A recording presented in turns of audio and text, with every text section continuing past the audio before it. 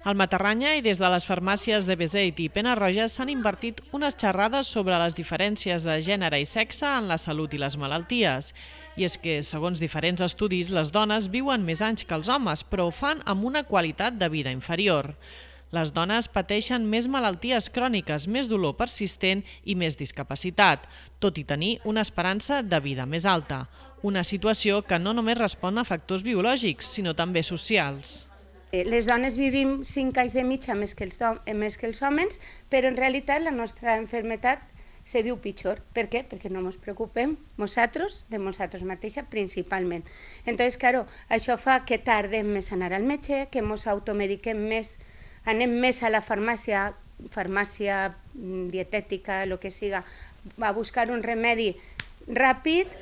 Aquesta desigualtat també es reflecteix en la investigació mèdica. Prop del 80% dels estudis clínics s'han fet tradicionalment en homes i després els resultats s'han extrapolat a les dones. També es coneixen millor els símptomes masculins i, en molts casos, el diagnòstic en dones arriba més tard o és menys precís. A més, segons expliquen des del sector farmacèutic, davant d'un mateix quadre clínic, és més habitual que a les dones se'ls prescriguin ansiolítics o medicació per dormir, associant sovint els seus símptomes a causes psicològiques. Davant aquesta situació, la farmacèutica ha donat diferents consells a les dones per cuidar la seva salut.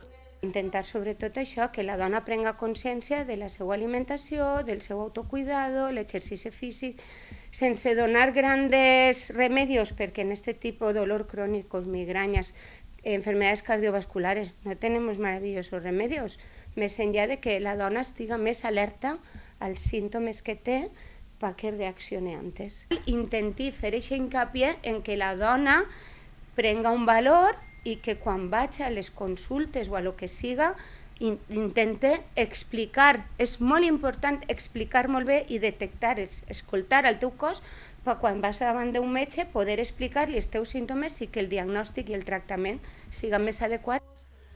Les xerrades impulsades pel Col·legi Farmacèutic s'han dut a terme en municipis de menys de 30.000 habitants per apropar la informació sanitària a la població.